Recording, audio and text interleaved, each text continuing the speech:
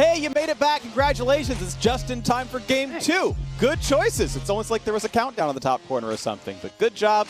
You can read numbers. You're doing better than many of us out here. Now, of course, it's time for Golden Guardians to face off against TSM, and it's going to be a fun one here. Golden Guardians started off with a win. Good job to them. Their starting lineup, Niles in the top lane, Iconic in the jungle, Ablaze Olive in mid, Stixay in bot lane with support Newbie, and Coach Anero. Everyone who can read numbers doing better than my solo queue teammates. And on the red side, it's TSM in the top lane, Huni in the jungle, Spica, mid laner Power Revolt, bot and support going to be Lost and Sword Art with Coach Bjergsen. Coach Bjergsen, hopefully he can have less than 5 wards or fewer than 5 wards this game. We're looking for real players in this one. It was a tough loss for them yesterday, but against 100 Thieves, it was a really, really strong opponent, and certainly you can shape up from there. So Golden Guardians is going to be the matchup there. And Golden Guardians, yes, as we mentioned, they had a feel-good win, but it was against a CLG losing a lot of their roster. Exactly. I mean, CLG went 0-2 yesterday. They're definitely not looking like one of the strongest teams, and they had subs. Of course, 100 Thieves was a very, very tough opponent for TSM. You know, they did struggle a lot against them, but at the very least, 100 Thieves was 4 people from one team last year with one kind of upgrade in the top lane. They were expected to be one of the more top teams. Golden Guardians, though, was a fantastic surprise. They came out of the gate swinging. They have these 2 guys straight out of collegiate who both played a pretty strong game. I think Iconic in particular was really looking strong. He had that kind of dream Graves game where you're ahead of the soul laners in levels. You have an incredible amount of farm. You're life draining through everything. That is what you really want to see here. But if you're a TSM fan, if you are TSM, you want to try to bounce back because this is an easier opponent than what you faced yesterday against 100 Thieves. And they want to be able to try to start building some confidence, building some cohesion, because this is guys coming from a bunch of different rosters. You know, unlike their opponents in 100 Thieves, really it's 5 different rosters that the TSM players were playing on. Yes, Lost was on TSM Academy, but Spica was playing in the LCS in summer, so still a lot of work to be done by TSM. We'll see if they can start here. Yeah, and so we'll see how much they can tune up. We know that the intent for the Golden Guardians roster in the first place was growth. Like, from their own ownership and leadership, they're like, look, we're not expecting to be a finalist team in the first year. I mean, their top jungle comes out of the collegiate program, and hey, they were top-end collegiate players. Like, Maryville's probably the strongest, like, university overall in collegiate League of Legends, and yeah, they grabbed 2 of their best players. But, like, they weren't even in academy, right? Like, these guys were going through school to say, okay, on to the LCS stage, let's go, and I'm excited to see how these players grow over time. And you know, if Stixay can reinvent himself, because he had that LCS title, right? He had that MSI finals, and then it felt downhill for a while from him, and he was part of the CLG slumping down and down and down and getting more disappointing, and now he gets to reinvent and say, look, I'm on the roster where we're all going to show up, we're all going to rise up and get good again, and he gets to go ahead and battle TSM. I mean, he beat them like once his entire CLG career, right? So, you know, what better than to double it here on Golden Guardians as the picks and bans start. Yeah, and I think sometimes a change in environment can really do something great for you, right? You know, if you've been kind of stuck in a rut, as Stixay has been with CLG for quite a long time, you know, even just that change in environment really can do you good, right? You know, maybe he can have that resurgence. He is obviously the kind of like lone veteran force here on this team, you know, as far as the LCS is concerned, and we'll see if he can impart some wisdom onto some of these younger players, if they can, you know, really start to improve throughout the course of the split, because to me, that is the benchmark for success for Golden Guardians, is getting better throughout the split, seeing improvement from these young players, because if Golden Guardians can find, you know, 1 or 2 young players that are from NA that they can build around for the future, you know, hey, maybe in a year or 2, you import players around them, and all of a sudden you're pushing for a championship.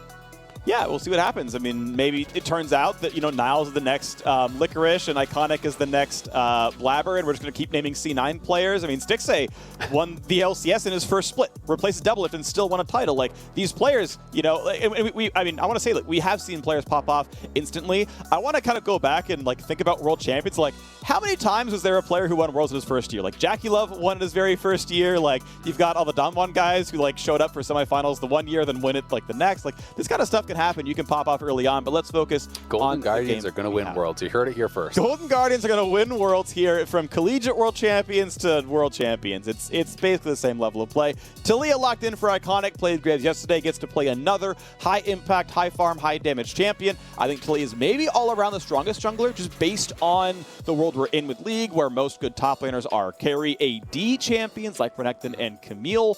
Gonna see that Spica gets the Kane hover. I love that. His very first LCS previous game was tragic. I think we'll say trash on Kane, but gonna go ahead and just give him the hover. We know he's gonna play Nidalee, and he'll pick something else soon. Yep. Do like that he is throwing that hover up there. And as you said, these two champions combine very well with a lot of the meta top laners. Renekton is already banned out, so they go to Camille. I would love to see Huni pull out a Jax here. I think that Jax Nidalee can fight very effectively against Camille as well as Taliyah. The 1v1 is favorable to Jax. You outscale the Camille in that side lane. It is obviously less of like a reliable engage, but that's really the only big advantage that Camille kind of has in there. Gnar is what Huni played yesterday and did not have a good time on it. This is perhaps the safer option, but a lot of people feel that Camille can actually win this 1v1. If you can get all-ins on the Gnar in mini Gnar, there is the potential to actually punish this pick. That being said, if you are not playing aggressively in that top lane, or if you were put on the back foot, these melee versus range matchups become incredibly difficult very, very quickly. If you're under your turret, getting poked away at by the Gnar, losing turret plates, you can fall behind in a hurry. So we'll see how Iconic and Niles can really kind of pair up to try to punish Huni if he is pushing. Yeah, and I will say this doesn't feel like a super hard counter overall. I know he played it yesterday as well. Solo Q win rate puts it as very, very slightly Gnar favored, but like under 1%. And hey, you can take your grain of salt with that data. Pro play is obviously different, but it's not like you're taking Sylas into Malphite where it's just the most free matchup of all time. It's like, well, you're slightly favored, but I would say like Niles, to me, I think his most iconic champion is Camille here. Like this is one that I've seen him really pop off on, and he plays a lot of, so that's exciting. Also seeing Golden Guardians to take the early Galio means they're clearly going for that hard engage style. Taliyah can get in there. The Camille Galio's going to get in there. It's another very aggressive composition with, a lot of kind of global pressure. We saw the TF was already banned, but Blaze Olive himself can just play the Galio. It's one of his champions, and he can just play after global. Yeah, you could play that mid lane. You can also play that support. I think that is also completely fine. We've been seeing a fair bit of Galio support in some of the other pro regions. A couple of those marksman bans coming over towards Stixxay. He did play the Kai'Sa yesterday, which was already banned out. So Kai'Sa, MF, Samira all taken off the table. Jhin already grabbed up there for a loss. So really putting out a lot of priority on getting what should be a winning bot lane here for TSM. People very excited about Sword Art coming over here, seeing what he can do fresh off the World Championship Finals is this player. And we'll see what he's going to be going for as his pick, because it is going to be last pick for Sword Art. So it does feel like, yes, you can use your last pick support to try to round out your composition, but generally when you do that, you want to try to pick for the winning 2v2. And I think that in combination with the fact that they already have multiple marksman bans feels like they're going to try to go for a winning 2v2 and try to bully Newbie and Stixxay. Looking forward there. I mean, Jhin, yeah, you're going to have a hard time finding a lane strong enough to handle him, but Stixxay going to go back to his tried and true Kalista. He's had some great performances on the champion. We've seen some from other AD carries in the last year here as well. We get to find out if Galio is his support. I think Galio Kalista works quite well together. You throw him in, he gets an extra engage tool, and it means you can move your mid lane to something else. I thought he might have just played Galio based on the style of play he had before. And Seraphine, also an option. I think she's a good mid and support, so that still leaves the question in the air. Now I gotta go for Thresh. Galio does go mid. I was right after all. I just kept rambling until he locked something in. Kalista Thresh, a very, very good lane as well. That is a lane can stand up to Jhin. Maybe a Morgana for Sword Art. We'll see though, but Galio mid does mean a lot of damage and global pressure across the squad. Yeah, and Galio mid is going to have a lot easier time linking up with the Camille, especially in the earlier stages of the game, than a support Galio would. And I think that's largely why they're going for this pick. This kind of guaranteed engage combo of Galio ultimate on top of the Camille ultimate. You're locked into that Hextech ultimatum. It's also very powerful in the side lane. If Huni is exhausted, if you come out of Mega Gnar and you're stuck in that mini Gnar form, you can all in on that for sure. Taliyah's ulting in behind you. You get ulted in by Camille. Galio comes in on top. You are very squishy in that mini Gnar form, and you can get burst down. So we'll see how well they can play around it. If Power of Evil can kind of try to keep a Blaze Olive locked in his lane, if Spica can be around behind Huni to try to protect him from those sorts of all-ins, because it does feel like they're going to be playing heavily through that. And the last pick, Alistar here, this does feel more like it's for the team fight and just having kind of some guaranteed ball delivery here and engage rather than for the lane, because I do expect a Thresh who is playing on the tournament realms and who is on point to be able to flay out a lot of those Alistar engages in the 2v2. Of course, there is the potential for Q Flash and these sorts of shenanigans, but it's not the most reliable as far as what I thought they were going to do, going for a winning 2v2, which maybe you would have gone towards like a Morgana or something like that to try to answer the Thresh and win the lane. Yeah, I think your point about it being more for team fights is really accurate because my mind immediately went to headbutt when Camille dives onto a Jhin or someone or an Orianna. It's like, okay, if you headbutt the Camille out, that breaks the ultimatum, right? Nothing else. QSS won't do it. Zonies won't do it unless you immune the actual spell itself. If you kick her out, then it ends, and that's how you can let your teammates flash to safety or find some way to get away from Galio overall. So that seems like what it's about, and we are on to there for this one. Golden Guardians started off LCS Lock In with a win over Counter Logic Gaming. Actually, just CLG, their official name. TSM, also, by the way, not Team Solo anymore, just TSM. They are on the red side. They lost 100 Thieves, but that's one of the very strongest teams in North America. You can give them a small pass, as it is early on for the roster. Wards over the top. Golden Guardians going to spot themselves on a ward. And there's always no one's nearby. They're not going to get stopped or scuffed or anything, but good of, I believe, Huni, or actually it was most likely to be Spica, who dropped the ward and came back for a sweeper. Yeah, just some early defensive vision there, and because they spotted them out, we can see that Lost is actually invading to get a ward down of his own. Very defensive start, actually, from TSM. You could see they had an early lane ward in bot lane, seeing if they were stacking there. They had the tri-brush ward, so I don't know if this is just kind of scouting out what Golden Guardians has been doing in scrims or something like that, but it felt like TSM was very much expecting the potential level 1 invade here. Of course, Talia has a very powerful level 1, maybe something to do with just the champions that they had picked, but TSM ready for it. They do spot it out and stop that, so we'll see where they want to take us from here, as Lost is going to be starting in lane, doesn't have to leash because Spica is starting up on that top side on the red buff. And it is going to give them the early push here and the earlier level 2 very likely. Yep. One small thing to point out as well in mid lane is the fact that Ablaze Olive shared that ward ward XP across 4 players. I believe a 4-way share is still enough for a solo lane to get level 2 off the first wave. So that might give him a little bit of pressure against Power of Evil. Sharing across 5, I believe, does not give you enough, so it's kind of important Niles wasn't there or if someone else could have hidden away. Regardless, though, top lane, early push going in. Grasp can be tough for Camille into ranged champions. In that, Gnar is that for 80% of the game, so, unless you're going to burn your hook shot just to harass, you're not going to get much out of that Keystone. This actually could have been an Omnistone option, to be honest. I think this is one of the matchups where you could maybe get use out of it. Yeah, I mean, I think we saw, what was it Bin at Worlds, where we saw something like the Omnistone Ignite TP style, try to answer against some of these range matchups. You can do that sort of style. Of course, this may just be a comfort thing, not being used to that. But generally, yeah, you don't see Grasp as much against the range matchups. People used to do Comet. That is less common now. But I do see more things like PTA oftentimes, or even Conqueror against these types of matchups, because it often ends up being more about the all-in than kind of the back and forth poke, where Grasp is going to be most effective, stacking up the bonus HP from that and just being able to get these small trades. Grasp used once, of course, had the shield, so blocks the turret shot, but still takes 3 hits back from Huni, and that trade went about equal.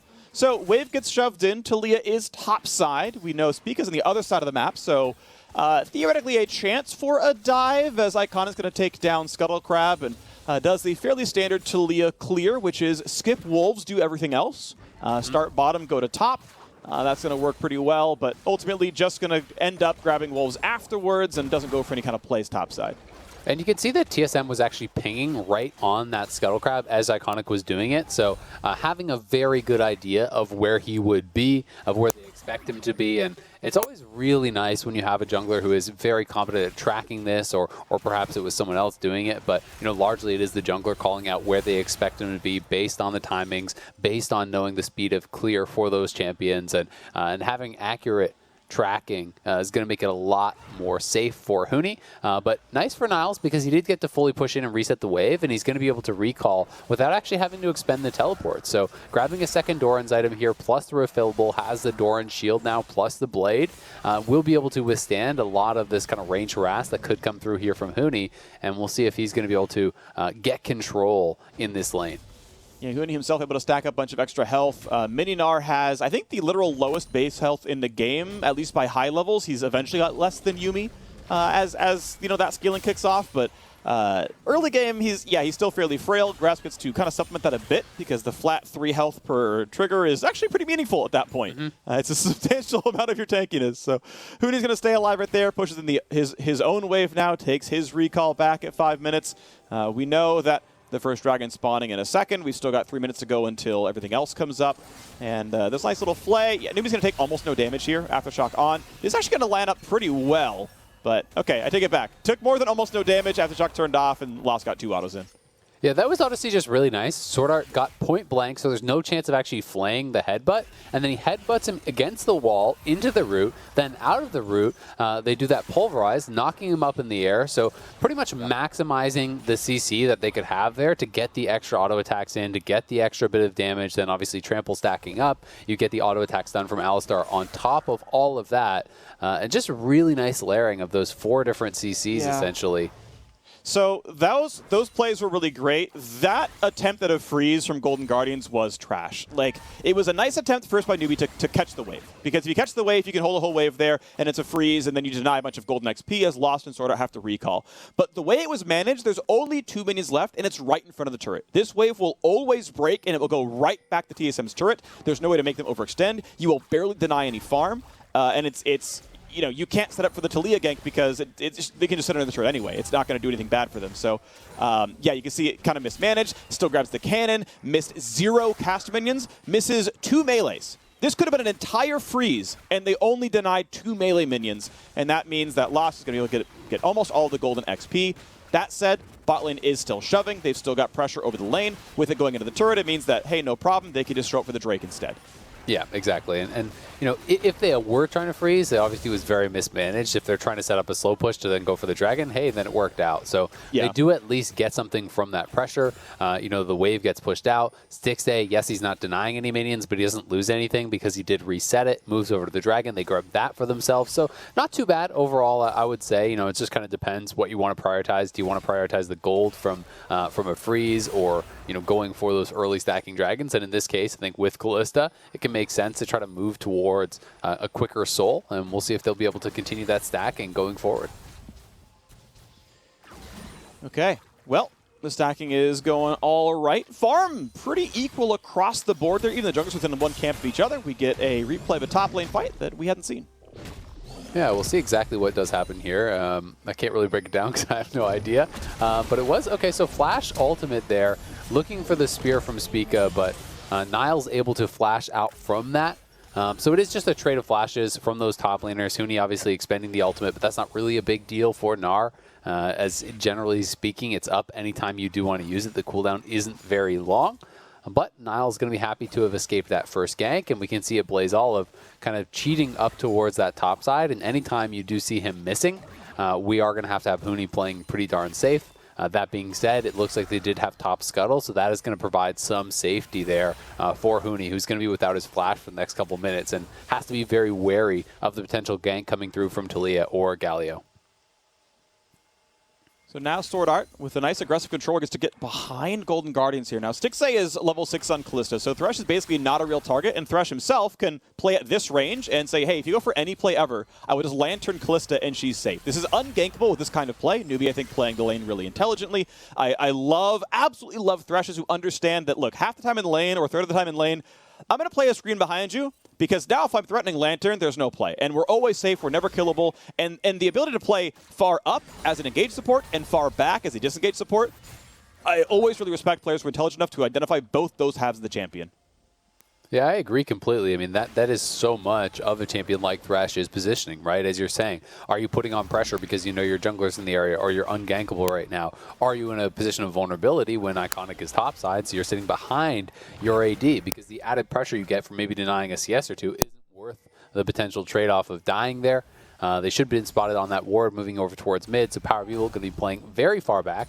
Spica is up on that top side, but Iconic should be able to grab a pretty easy Rift Herald here because they do have both push in top and mid, and he has grabbed that for himself, and now they're looking to move 3-man top with Rift Herald. We'll see if they want to try to commit to a potential dive here, but Huni is going Mega. Awkward. Huni's Mega Gnar. The first stun is immune. They're going to find the Galio knock up all the same. Taliyah's going to cut off the retreat. He's flashless. He's going to take a lot of damage, and they're going to find first blood. Blaze Olive throws out the S for swag. Golden Guardians gets first blood. Nicely done by Golden Guardians, but honestly, I have got to hit Huni with a bit of a question mark ping there. Yes. You knew that they killed the Rift Herald. You knew that the jungle was up there because of that. Mid lane is missing. It's Talia, Galio, Camille. He has his ultimate. You do not have your flash. And in that situation, Huni is jumping forward to try to ult Niles into the wall. I mean, yes, maybe you win a trade there, but he should have been back behind his turret in that position, not looking forward to trade, not looking forward to try to go for an engage. And again, Huni 2 days in a row giving up those easy kills on the top side. I mean, there's full information that they're going to be moving up towards the top side, looking for a potential play like this. And yeah, Huni just going in, looking to trade, and gets Hextech ultimatum. Easy ultimate from Talia, cutting him off behind that turret. A Blaze Olive over top with the taunt, tanks it up. Nicely executed by Golden Guardians, but Huni sure made it easy for him.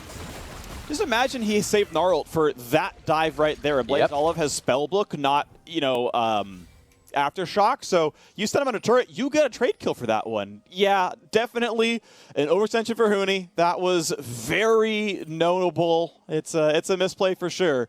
Still, it is a kill. It is about 1,000 gold on the Golden Guardians side. And honestly, if you came into the season saying, hey, Golden Guardians are going to have a lead against TSM at 11 minutes, you'd be like, this is first place versus third, or sorry, 10th place versus third. I don't agree with you. But Golden Guardians have started this lock-in tournament very, very well.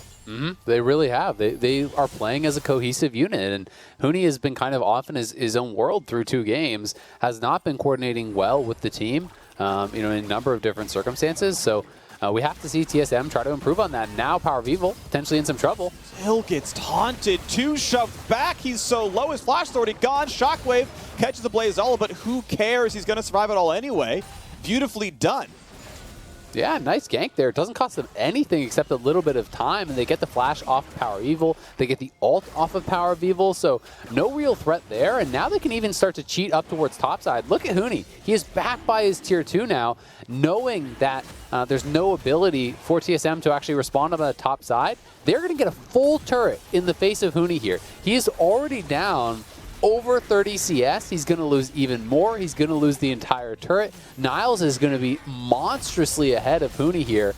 And if I'm Iconic, I think I even just stay around and escort this into the tier 2. Threaten over at the red buff. Threaten a potential dive, because if a Blaze Olive starts walking up here, Huni could actually die on his tier 2, and I think you could even deny more of this farm. When he plays it right, he could deny the charge.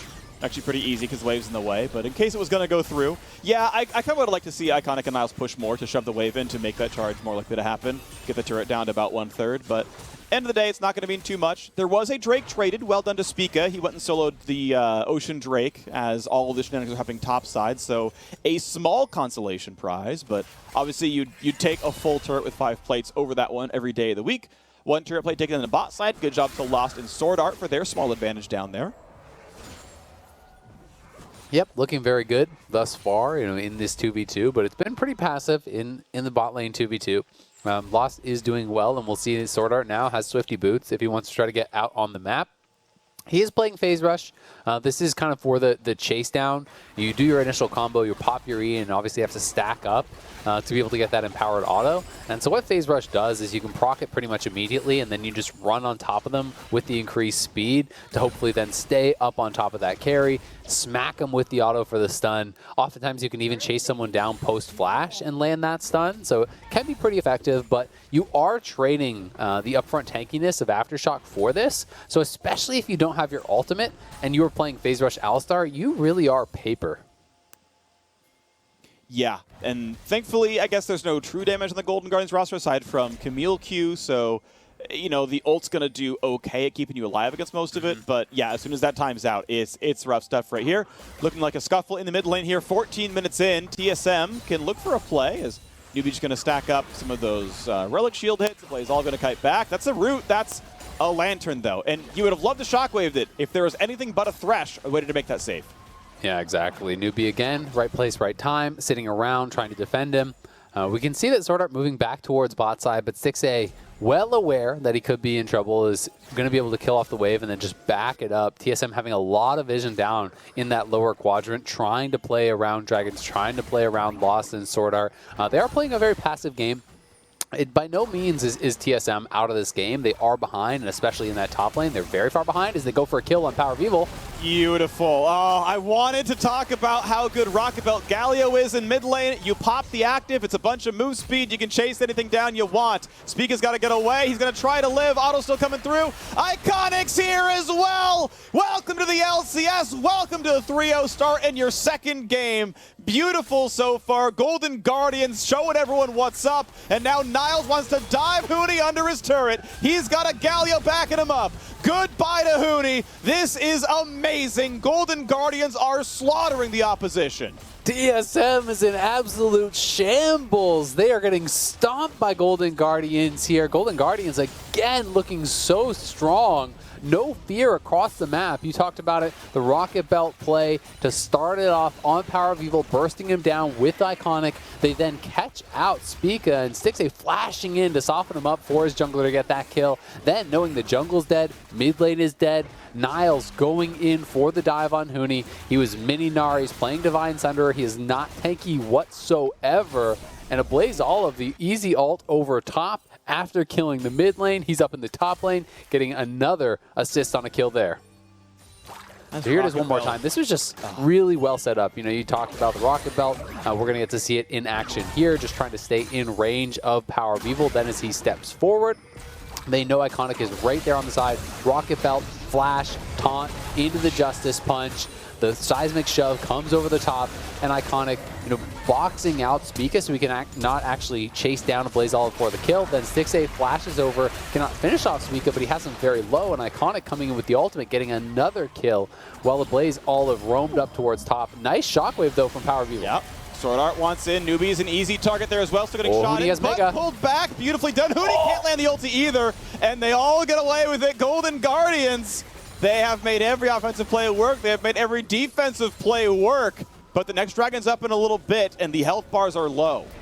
At the very least, TSM should get the Dragon off of this. I don't know if Golden Guardians will be able to reset in time to actually contest, but it could have been so much more. Huni had Flash available for his ultimate there, and Power of Evil had a lot of the members of Golden Guardians pretty buttered up with that shockwave, but Huni with the swing and the miss and not able to connect on anyone. Well, it's still likely to mean the Drake unless you get some kind of miracle steal. It's super unlikely, but Niles waiting around. Iconic's behind. He has Flash. They get the vision.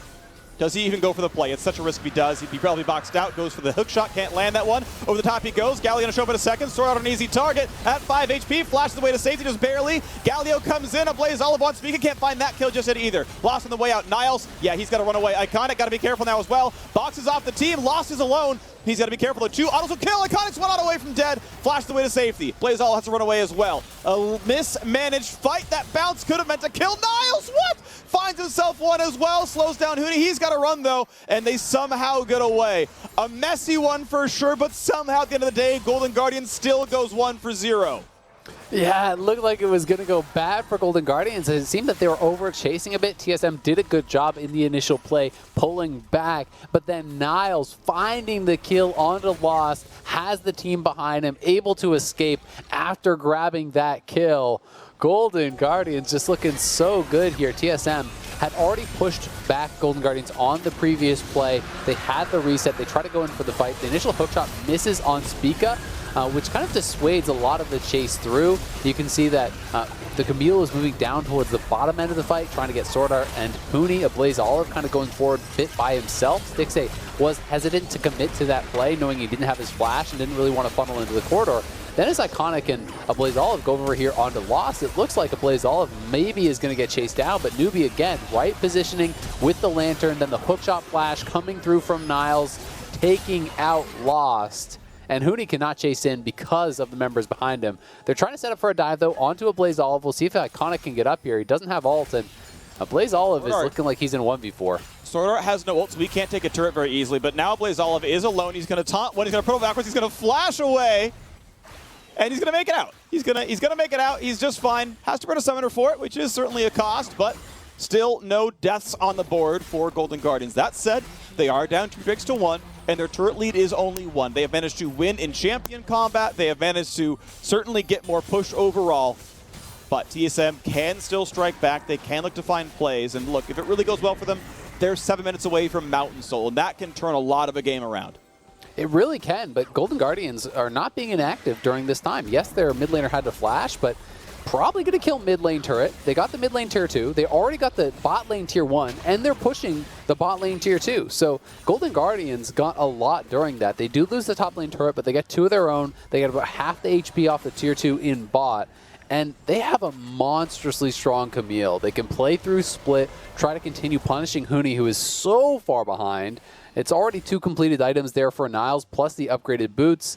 He's about 2,500 gold ahead. Even more like 2,700, 2,800 gold ahead of Huni, who's really down in the dumps this game. And you can continue to bully side lane. You can try to play 1-3-1, but Camille at this point can also just show up to a team fight, engage on someone, and one-shot one of your carries. The attempt towards Sword Art's not going to be easy. Find some damage. Niles gets back out with a lantern, but now it's time for a Blaze All the head up. And again, hard to kill an Alistar with ult. Finally gets a bit chased down, but still walks away with his life. Sword Art did not need Aftershock. Phase Rush was enough to walk away. Well done to him. No kills picked up. Ulti's burned. You can still see this game is within striking distance. Yes, it's certainly a Golden Guardians lead. And they're going to start to take away some more control. They want bot side. Looks like they want to play around the Dragon. Iconic chunk to half HP. By some nice plays out of Lost. A shove gets the bottom scuttle, but that'll despawn before the Dragon spawns. Yeah, nicely done by Sword Art to be able to knock Camille out of her own ultimate and be able to escape with that phase rush. But, you know, the downside of that is he now doesn't have his ultimate, doesn't have Aftershock, so he's going to be very squishy for any fights in the next minute or so. And, you know, Sword Art is the tankiest member, and they almost killed him through his ultimate. If that's anyone else from TSM, they're pretty much just dead instantly against that combo. So there's a little bit of safety for TSM while the Galio ult is down. But we'll see if they can make anything happen from that, as I do think Golden Guardians are going to want to be around to try to fight this next Dragon, unless they think that they can get, you know, an inhibitor or something major from Niles not grouping and just continuing the split. And Niles is pushing up on the top side, but doesn't have a lot of vision for himself right now because the rest of his team is focusing around this Dragon. So it really is telling me that they're trying to get ready for the fight, and given that Niles has TP, he can push pretty safely as long as he sees, you know, even 3-4 members. There's not a tremendous amount for him to worry about in any 1v1, and really even in most 1v2s, he should at the very least be able to just hookshot away. So I'm going to point out something I find very interesting, which is the fact that Sword Art is going for Turbo Chem Tank this game and not something like, say, a Locket, which is the, I would say, more like obvious and normal tank support item where you just buy a Locket, keep your backline alive against the hard engage. But now, over the bottom side, he's going to go for a headbutt, go for some damage on a Blaze Olive. He's going to get locked up a fair bit, but stays alive. Damage on a PoE. Newbie's got to run away. He's getting pretty low, gets pulled back in. Huni, when can he find his play? His ult's already down, has to jump back over the wall, but now Sword Art's going to be chased. Flash in for the Ren. Stick Save finds that kill. Says, I can make finals too, don't worry about it. Now on the go towards the Mountain Dragon, and Golden Guardians holding control of the river, going to tie this Dragon score up. Yeah, Sword Art, you know, as you said, going towards that, he wants to go for all the engage tools that he can. With Golden Guardians this far ahead, though, they're up 6,000 gold. They can just go straight to the Baron. You have Kalista for the secure, and you still have your ultimates for the turn and fight. You have the ultimates from all of your top side. Talia can even ult out their opponents. If Spica comes too close here, it's an easy hookshot over the wall. Ult them up with that Camille Galio combo and look to burst down Spica. Are they going to commit to this? They just have to make sure they don't mess up on the smite. Correctly, it's on to Styx. A shockwave, beautifully done combo with Spica, and they get the kill on a Niles as well. Is the start of the comeback. Kill number 2 comes across. The long-range snipe comes through for Nidalee, and that gold lead has been cut in half. What else can they do with the Baron buff? Huge steal there for Spica. I mean, that would have been the straw that broke the camel's back. That would have been game-ending damage. And now, a Blaze Olive, you are out way too far. He could be dead potentially here as well. Power People has phase rush to chase down. Yeah, flashes to keep the dash from going any farther. Flash from Olive to get away from the Javelin toss of Spica, which keeps him away for a bit longer. But he's still running low, still going to get chopped down. Iconic gets a flash away from Sword Art. And just like that, TSM have brought the game down to 2,500. And they're looking for some more turrets. Mid lane tier 2 is going to fall. Top lane is going to get pushed in pretty soon as well. TSM have come alive. Yeah, they absolutely have. That was a silly death to give up, though, from a Blaze Olive after losing the Baron. I wanted to see Golden Guardians not go for the smite fight, but to actually turn and just kill off TSM. They're so much stronger at that point in the game. Nidalee, can be burst down by the Galio Camille combo. You don't have to risk it in a situation like this. They see that Nidalee is over the wall. Why not try to go for the fight instead? Ablaze Olive is TPing in behind. Stop damage on the Baron. Look for the turn and fight. Instead, it is the Shockwave coming through. The Smite is landed perfectly. The Rend Smite combo did not come through whatsoever from Golden Guardians. So TSM, the mid-jungle combo there, just simply outplaying on that Baron secure. And the Shockwave not only helping them actually kill off the Baron, but it pulled Niles out of his hookshot and allowed them to burst him down immediately as well. And now Niles up very, very far here. Doesn't have support behind him. He's got to get out of there quick. I will call out the Y-axis starts at 1400 here, so this is not the gold has been tied up, but yes, this is still a catastrophic drop in gold lead. It's been cut down to 1/3 of what it was. This is actually more like 1/4 of what it was. So TSM well and truly can start the comeback now. Still a minute left in this Red Bull Baron, and I want to see what else they can have happen here. 4 turrets to 5. They've still got top and bot lane tier 2 to go for. Plenty of time till the next dragon comes up, but you got to start probably putting your wards towards the bottom side of the map. The Golden Guardians ones are starting to time out down there in their side of the jungle. Looks like no one's going to get collapsed on. This could be close. Actually, Huni could spot. Oh, Huni. He thought he was going to get attacked there by Niles, but actually, if he autoed, would have stopped the recall and found another kill. Yeah, because there was no one around there, but obviously he doesn't really know. You see someone that you're not expecting. It is just kind of a reaction-based play there from Huni, so understandable. But TSM right back in this game now with the Orianna completing multiple items at this point, and Power of Evil closing in on that Seraphs on that third item for the Orianna. Lost getting very, very strong, actually ahead in itemization over Stixxay now, has a stopwatch on top. The Turbo Chem tank is done. 2 items done for your jungler. TSM are in a great position at this point, and Golden Guardians, unfortunately, had a game full of solid plays, but one critical mistake they lost so much on, giving over multiple shutdowns, giving the Baron, which led to multiple towers. You can see Camille down on this bottom side. That is the major lead still for Golden Guardians, so they're trying to make the most of it, having Niles split push. But TSM now, if Niles isn't there, is actually in a position to just straight up fight, because if both top laners are over in a side lane, TSM actually has a gold lead in the 4v4. Golden Guardians has 2,000 of a gold lead on Niles, and they're only up 1K at this point. Yeah, it's really top jungle versus the rest of the team as far as gold is concerned here, and the rest of the team now on TSM are feeling pretty good. So do you want to see what kind of fights we are going to have? Right now, the ward coverage is better for TSM. You can see a bunch of wards all around the pit itself. Only a few of these can be swept easily. Control wards down there as well. Iconic could be spotted. Sword Art is seen on the ward. Got to be careful on this one. He's going to kick in Niles. Could be a lot of damage here. Cut down to half. Niles going to take the javelin as well. They're going to stay alive. Scuttle going to be an easy claim. It should be at least. They missed a couple of shots. Pull it back in. Get the claim. Was a little close. Almost got grabbed by Power of Evil, but it does mean some guaranteed vision on the Golden Guardian side. That said, pit's more opened up. You can still take it from the side, and it's not going to be that big of a deal. Pretty big win, though, Mountain Rift for Golden Guardians, because they got the ult and the ignite off Alistar, and they didn't commit anything, right? That was just a hook shot, forcing out that ultimate. So Sword Art is going to be so squishy without that, and we'll see if they can make the most of this. Huni now TPing in and join the fight.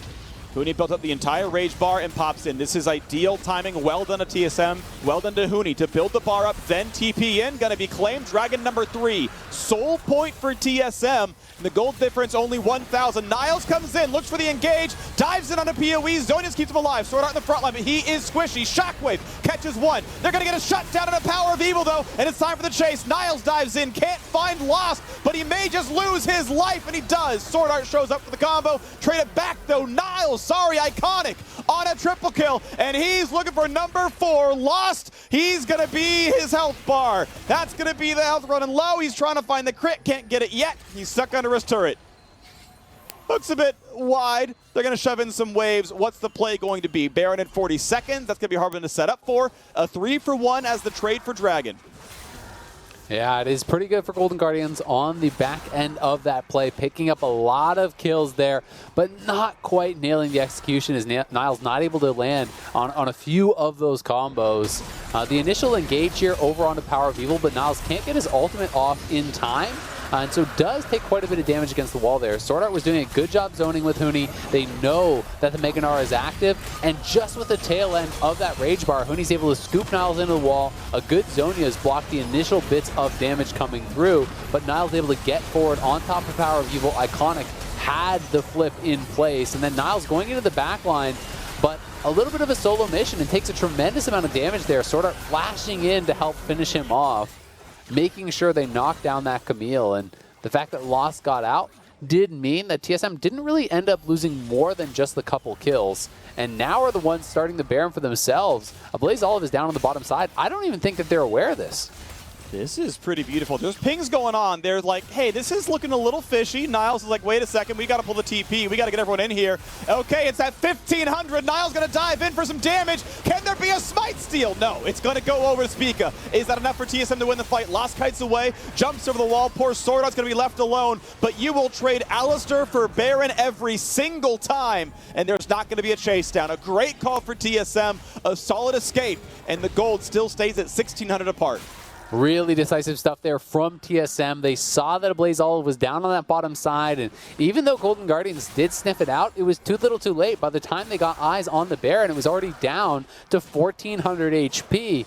One auto from Jhin, the Q smite from Nidalee, it's gone from that health at this point in the game, so there's not really any chance of the steal, and because of the peeling there from Sword Art, they couldn't actually get any chase down and kill. So Golden Guardians is trying to push now, but Sword Art is respawning, and that's going to mean they will have to back it up.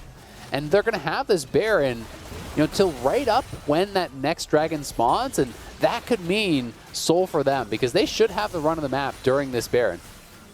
A bit of vision given away. Iconic gets back into not combat. Puts the ulti down just to be safe. He was going to be fine with all the move speed to get out to Talia ult. I think he was never going to get chased down. But in case the TP move speed meant PoE go for the shockwave, takes the safer play. Realistically, in 2 minutes, there's not going to be a fight anyway, so the Weaver's wall is not terribly important. Niles might get caught.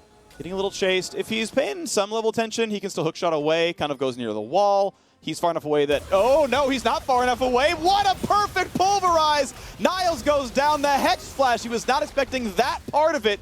Beautifully done by Sword Art to set up that kill. Extra gold in the pockets, and TSM are sieging again.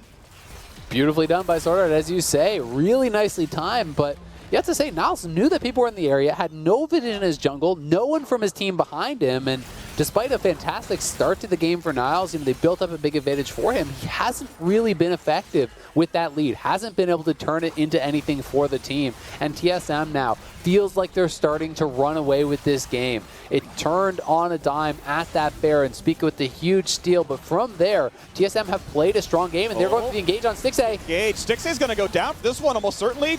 Taunt comes across, a flash to safety. Sword Art going to tank up with the ultimate, gets pulled back with a lot. The rend comes through for not anything more. Stixxay has ulti, but Newbie burns the flash all the same. Niles There's a long cooldown gone, and now it's the TP flank. Spica gonna spot it out. Niles, yep, he's hatched a couple of wards. But can he keep TSM busy? Can there be some kind of re-engage? Keep in mind, Blaze Olive has ultimate, and if the rest of the team can join up, this would be a huge fight. But also, Mountain Soul is up in 27 seconds. Golden Guardians, they're going to let TSM recall away. I think TSM played enough with Fog that they couldn't know where they were anymore, and Niles couldn't set up that play. So they're going to wait for everyone to heal right back up, and it's going to be a climactic battle as Baron times out to play for this Mountain Soul. Yeah, Niles, I think, was hoping that they were going to overstay and try to go for that mid-inhib or something. Then he could have got something out of the TP, but with TSM retreating as a 5-man squad, even if a Blaze Olive comes in over top, the rest of the Golden Guardian squad would never really be able to catch up, it didn't feel like, and so TSM has gotten that reset, are over here on this dragon. This is Soul, as you said, if they can land it. A Blaze Olive trying to sneak in around behind, but Golden Guardians have got to go pretty soon. TSM are just focusing the dragon. Okay, nicely done by the front line. Once again, ulti's coming over the top. Niles going to have to kite away. Blue team has taken the dragon. Good job to Iconic. Shotgun. Mega. Niles, top lane is going to get put low. Hooney's in front. Has to jump away. Sword Art once again has the ulti. Weaver's Wall comes up. Separates the team into a 3 versus 5. But is it going to be enough? A Blaze Olive can't find the target. Looking for damage on a Hooney. Not going to be enough. Down goes the Galio. A dragon for 1. TSM will take that fight. And keep in mind, bottom inhibitor is gone. So a 5v4 siege can end the game. They're trying to run, trying to heal up off the minion wave. But Iconic, by staying for the chickens, has to flash to get away from what could have been a re-engage. It's time for Golden Guardians to keep running away, to keep catching the waves, but Spica's on the chase. He wants a bit more, gets pulled in. It's not going to be enough. It's going to be Iconic forced to run away again, slowed down by Hooney, and TSM can keep the siege going. Superminions come into the bottom lane, a wave in the front as well. They try to wave through, but one turret's going to go down. A Blaze Olive, 22 seconds away still. TSM will lose the wave, but they will claim one turret, they will claim the mid inhibitor, and they are still on Mountain Soul point with Baron at 140. A good chase and punish from TSM. They didn't get Soul, as you say, but they are able to pick up some gold and really, really close now to ending this game. One more fight with only the one Nexus Tower alive with 2 inhibitors down, and the game is pretty much done. Power of Evil, has to be said, did a great job, though, in that 5v5 around Dragon. He got split off from the rest of the team. It was him and Swordart on that bottom side, and he kited away, was able to land a big shockwave and got so much damage out onto multiple members of Golden Guardians, really dissuading them from being able to chase forward. And it was good positioning from TSM to not really allow Stixxay to get very involved in that fight. You know, Stixxay is on his 3 items. He has a lot of farm, but he was really having a ton of trouble actually accessing anyone to auto. Yeah, and that's the tough part here right now is that, you know, Stixxay is a short-range champion, and he needs to be able to get the damage across, and TSM with the gold lead, with the map control here as well, minions flooding into middle and bottom. Sure, Golden Guardians gets more golden XP that way because they can just catch the waves and they'll bounce back and they can go for it again. TSM will probably just win the game off the Baron spawning in 30 seconds. It seems so likely for them there. Huni gonna zone them out. Blazolv trying to keep up in his income right now. Swordart just feels so safe to walk up, go for big wards. Iconic could get a shove, but Swordart goes the other way around, finds the pulverize all the same. Zhonya's burned, but this could be enough of the engage that they want to go for it. Nice shotgun comes across, Swordart getting attacked a lot. The Rend is stacking up, but Stixxay can't stay any longer. There's still so much risk out there. Now 2 ultis are gone. Hard engage comes in. This will be a kill on Alistar. This is a 5v4, but they can't find anything else. That was every ult but Weaver's Wall burned, and now they can start looking for Stixxay. More damage comes across. The Blazolv very, very low. They have to take all the shots, and be careful now.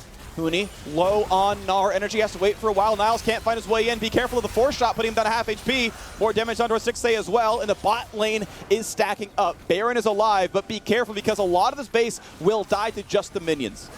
Yeah, Niles just barely not able to connect on a lot of these hook shots, and Power of Evil has TP'd back. There's low health bars on a number of the members here from Golden Guardians. TSM is down 1 member, but Golden Guardians basically have to rush this because supers are going to be pushing, and TSM, if they land a shockwave, which is going to be up in a couple seconds, it could be their Baron, it could be their fight. Stixxay needs to free hit. They need to find Niles to get away into this fight. They're going to look for the fight pretty soon. Huni has Mega Gnar there. They're going to go for the play. What a perfect ultimate! Huni has arrived, and he has shut down the team fight. Baron's going to heal up. Shockwave catches 2. TSM is back, baby, and Huni is the reason why. Stixxay's going to go down. He can't fight for this one. The Bud Light Ace and TSM, the faithfuls, will be rewarded for a victory here. Knocked down so heavily, but they will shove it to the base, and they will claim their first victory of LCS Lock In. Baron steal after Baron steal. Spica is a smite god, and Huni, it took him a while to scale, but he found the team-winning ulti, and the Nexus will fall, and TSM will win.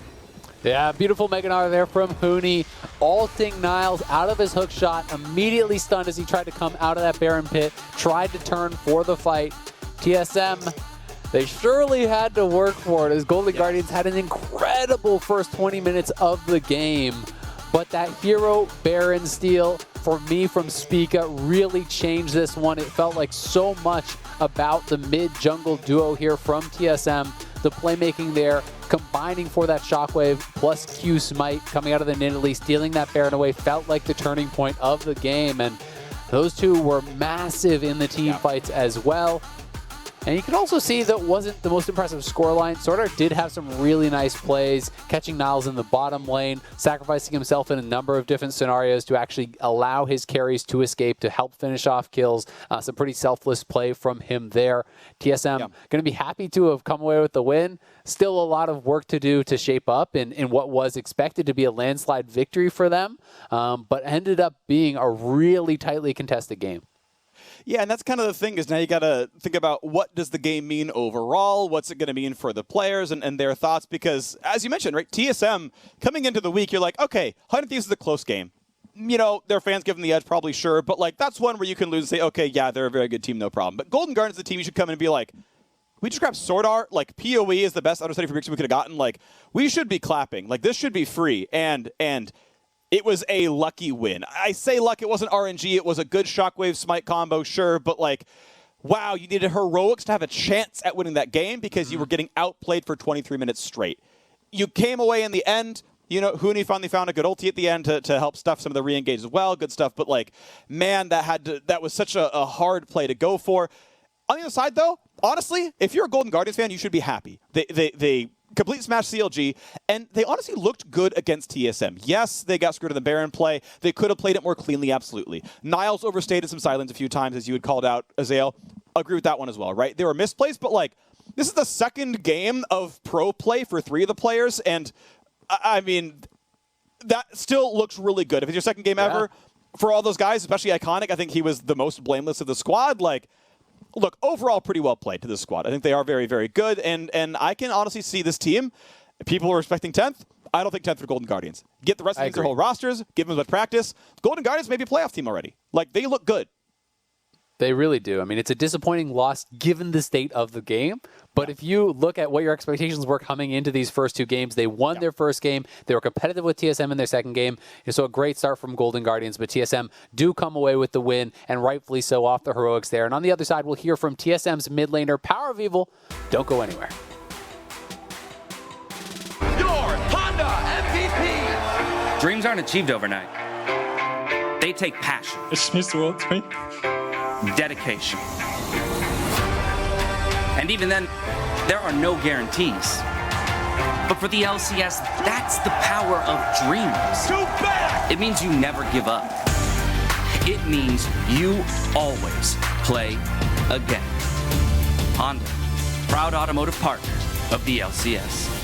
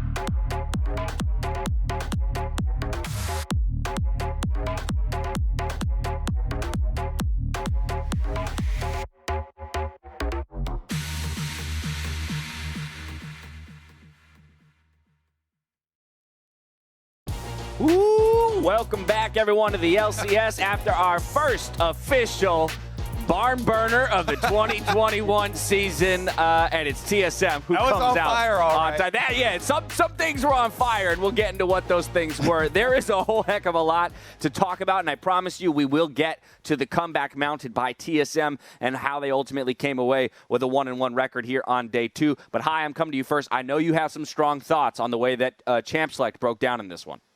Right. I actually think GGS, even though they lost, they have the better draft. It's really easy to play Camille, Galio, Talia. Like, their team comp is super easy to play. 1, getting picks early game, and then 2, team fighting. You kind of just Camille ultimate either Jin or Orianna or Nidalee, and then Galio followed with that ultimate, but they didn't really do that later in the game. So I thought the draft went in the favor of GGS. It's just they kind of threw a little bit in the game.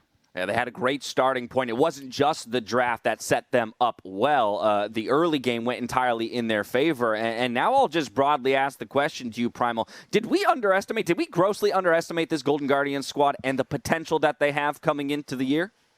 Of course we did. And how could you have not? I mean, at the end of the day, you want these players to do well, but they're coming from collegiate. We don't know the caliber of collegiate players.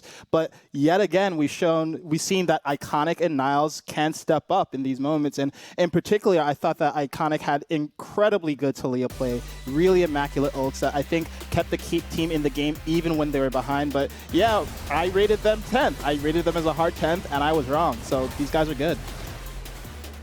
Yeah, honestly, and you can see it in some of these clips too. Combining what Hai is talking about with the draft, with the individual performance of Iconic, he played the Talia exactly how you need to. A Blaze Olive, setting up CC there, roaming to the top side for the 3% dive on the Gnar when Huni had offensively used his flash. It's a lot of things that made the early game look so good for Golden Guardians with how crisp they are working off of a lot of this early pressure, pressuring the entire map. This here, a nice cheeky little play by Niles. We thought the fight was over. He sees the opening, goes in one more time. I mean, that's some of those mechanical plays that we're looking for, the prowess that we're looking for in the young talent that we want to be developed here in North America. And Primal, I think the question is, does Golden Guardians have the infrastructure? Do these guys, have the resources behind them to continue to level up in that fashion? Yeah, I think they might. At the end of the day, they have a really seasoned coach in Anero, and this is a team that does have veterans on the squad in Stixay and Newbie from LLA. So I think there's enough mentorship available, and the issues that I saw in play, for instance, Niles having some questionable team fight plays, will go away with time. So I do think they have what they need. Hi. I wanted to talk really quickly about this Dragon because I think GGS should have won this game. They kind of threw it. One little part there, I don't actually like the fact that they traded Dragon for top plates. I felt as if when you're the winning team, you don't want to be the one doing the trades. They just burned Orianna Flash. I feel like that Dragon should have been theirs, and they would have had earlier pressure on the Dragon's soul. So I don't personally like that trade from GGS. Hi, you said at the top of the day you wanted to coach every single team in the LCS, so there it is. That's the Golden Guardians coaching hat that was just put on. Kobe? Yeah, I definitely agree that when the macro started to come into the big picture here, that's when we started to see the cracks in Golden Guardians. For the first 10, 15 minutes of the game, everybody's like, oh my God, this team looks so good. Everybody go pick up collegiate players now. But, Hai talking about that Dragon play, and there were multiple Baron plays where you could tell half of these Golden Guardian players in the Baron pit are actually just scared shitless. They're like, oh my God, they're about to steal it. We can't engage. Are they going to steal it? And you have these moments. That was the first Baron that was stolen away by Spica with Power of Evil doing the shockwave to interrupt the jump. And then this is the last one where Golden Guardians, they get the pick, they're 5v4, but they don't have a lot of resources left, and they know, you can tell from the positioning of the players in that pit, that they know they are dealing with fire right here, and it is a very, very risky play, very low chance of actually, getting that Baron and ending it out with the stuff that TSM still had available, Shockwave and all the ultimates, and then Niles trying to hook shot right into Huni, who gets a big Gnar ultimate. He had definitely missed a bunch. He had a lot of trash that game, to use Freak's terminology, but the one at the end was cash, and they cashed it into Baron. And you know what else was cash? The way that TSM didn't just turn into stationary wards when they're behind and tried to make plays. We saw Sword Art making a couple of beautiful plays on Alistar with headbutt pulverized combos. We saw Huni at least trying to get good ults off, even though it wasn't working. So at the end of the day, like when TSM gets behind, Now we know that they're actually going to try to do things as opposed to the past. So I think kudos to TSM. It was a little bit rough. I'd be concerned if I were them, but they did bring it back. Right. When there is a throw, right, one team has to play well and one team has to play bad. So, for example, in that 23-minute Baron one, I would have preferred G just to never do that Baron in the first place. But since the fact that they did, they needed to recognize what they need to do to secure that Baron. I would have liked if Niles had just suicided onto Nidalee so that she can't get into the pit and then Kalista would just smite with Taliyah. And that would guarantee the Baron for them. Yes, 2 people might die. Obviously, Camille would die, but that's a worthwhile trade, right? And then on the flip side, I think TSM played that super well. They noticed it was 2k HP. They said, hey, burst now. Nearly jumped in, Orianna Shockwave, and they stole the Baron. So it takes one side to be good and one side to be bad, but it's a bit of both, right? So. Without a doubt, TSM happy to come away with a win there. Both teams now sitting at 1-1. I personally am always pleased when everyone's preconceived offseason notions go flying out the window on day 2 of the entire split. That means we're in for quite a year. Now it's time, though, to hear from the victorious mid laner, himself, Power of Evil. Tigers, take it away. Thank you so much, Dash. It has been a wild lock-in tournament thus far, and I am happy to be joined by TSM Power of Evil for your Verizon post-game interview. Still getting used to seeing you in the jersey. A different game compared to game number 1 for you and the rest of the squad. How does it feel to have the W, despite it being a bit scrappy there? Obviously, we are very relieved that we, clawed our way back and won that game. It was definitely not a pretty one. I think it was actually pretty similar to the first game that we played, where we just fell too far behind in the early game and did too many mistakes. So that's definitely something we need to work on. And props to both teams that we played against. I think they played a fantastic early game against us. We saw that experience really come through when you all adapted to turn it into a victory. And the thing about you and this squad is, we have to be honest, all eyes are on you, Power of Evil. You know this. TSM has only ever been known for their 2 mid laners that have held this position before. So what has this transition been like for you, already being such a star player yourself, but falling into such a formidable role? Well, definitely, obviously, since a lot of casters, analysts are like having the eyes on me, obviously I need to perform, and that's obviously the goal. As always, being on the top and trying my best, and I think I have very cool teammates, that can accompany me and help me out, and we obviously really a fresh team getting together. I think we're doing a pretty good job so far.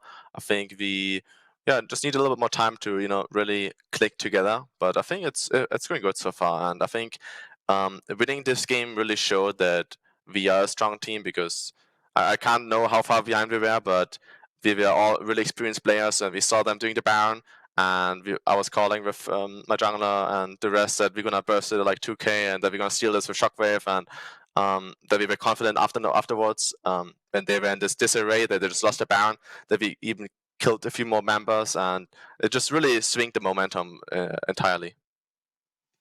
And you all definitely did a lot with it, which is hopefully putting some confidence into those that are the TSM fans out there. This is a lock-in tournament, something that we haven't experienced yet in the LCS. It leaves a lot of room for overreactions, and I'm sure you are familiar that people were kind of rushing to Reddit and things after the first match we saw from TSM. Do you have any words for those that might have been doubters or things at these early moments of the season? Actually, before we even played the first game, I remember I had an interview and someone asked me, like, what do I think about the lock-in tournament?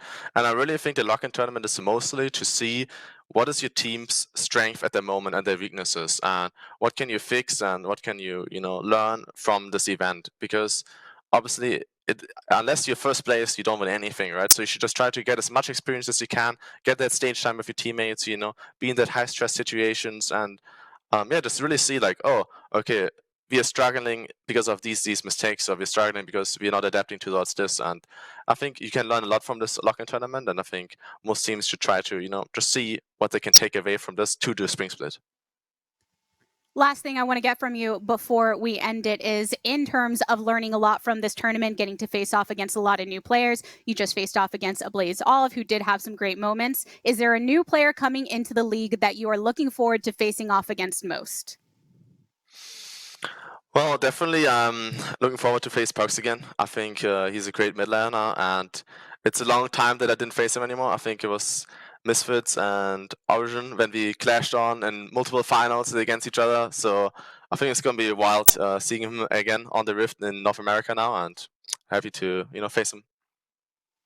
We're all looking forward to that matchup, Power of Evil. Thanks for stopping by. Thank you as well.